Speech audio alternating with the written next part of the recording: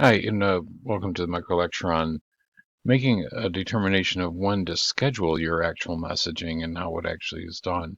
The focus of this discussion is going to talk about how things they actually do schedule, when in fact, um, again, if we're looking at an integrated marketing standpoint, there's things that we schedule and things we that we react to, what's happening, particularly like in digital advertising, that kind of thing, because it kind of depends on when people are actually interested in um, whatever messaging you're trying to get across.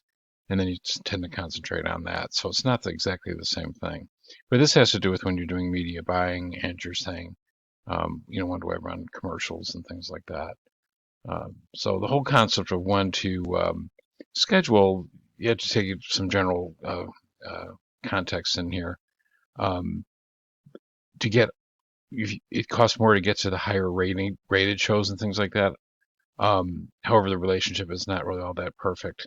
So you have to look at a lot of different things here, but you can see that the price um, for 30 seconds goes up considerably if you look at the different types of shows that are going on there. But also, it kind of goes in correlation to the ratings that it's getting, which is going to give you that reach that you're trying to achieve.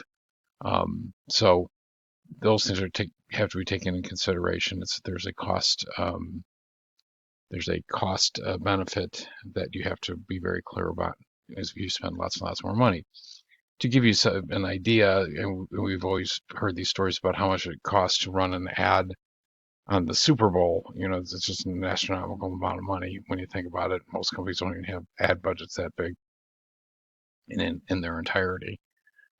So it becomes a little bit harder to point your finger at it and say, like, yes, I know we're getting the benefit for it. But if you're using the reach frequency or the GRP kind of a view of it, you can make the argument that it's okay, but it's still a big outlay of cash. So anyway, that's just one way to kind of keep that in mind. So uh, if you look at this from a concept in action, this just is an example of it. If we advertise on NCIS, we expect to get our message in front of 17.5 million TVs. Um, it would cost $440,000 per 30 seconds. So let's say we're McDonald's and the meal contribution, which is the amount of money that we get when we have a customer come in and order stuff, is like 50 cents. For that to really be worthwhile doing, 17.5 million are exposed to it, but McDonald's then needs 5% of them, or 880,000 meals to at break even. Um, is 5% of the people that actually view it a reasonable outcome to expect? And those are things that there's getting a little bit easier to measure these days, but under any circumstance, it's not the easiest thing to decide. And by the way, when you're doing this, you also have to keep in mind that you're running, if you're McDonald's, for example, you're running television advertising across multiple channels, across multiple times during the day, plus all the other advertising you're doing. So it becomes a little bit harder to put your finger on it and say, like, yeah, I know this is worth doing or not. Um, but uh, but this is how it actually gets measured. Okay.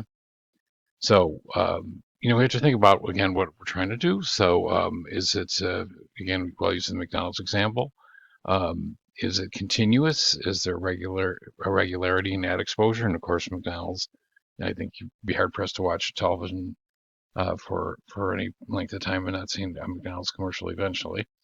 So they advertise pretty continuously. Um, but sometimes it might be occasional. So maybe they have a new uh, like cross promotion with Marvel, and have Marvel characters become part of it. So that'd be like an occasional or a pop up type of advertising that we would do for that. And then there's also seasonal advertising, infrequent and focused on the pre-term season for the product. We talked about back to school supplies in August. This is just from personal experience, but going out and trying to find a winter coat in December, it is not easy to do. believe it or not. And it's like, I don't know, we haven't had them out for, it's like, wow, really? I mean, it's like it hasn't even gotten cold really yet. And you're telling me you don't even have the products out there available to purchase. So seasonality is something you have to play very carefully. But having said that, if we're McDonald's, as we know, McDonald's brings back on a cyclical basis, they bring back certain products. For example, Shamrock Shakes around the St. Patrick's Day timeframe. Uh, and then the vaunted McRib sandwich comes in and out of existence, and that would be create a different type of scheduling altogether. So when to schedule is influenced by a lot of different things, and then again, as omni-channel marketers, where we're presenting our message across multiple channels and ways of doing things. And guess what? It gets pretty difficult to say exactly when to schedule it. However, you have to put some schedule and plan in place, and you do your very best to measure the effectiveness of it. If you have any questions about any of this, please let me know. And the next topic we're going to look at is the different media choices that you might consider.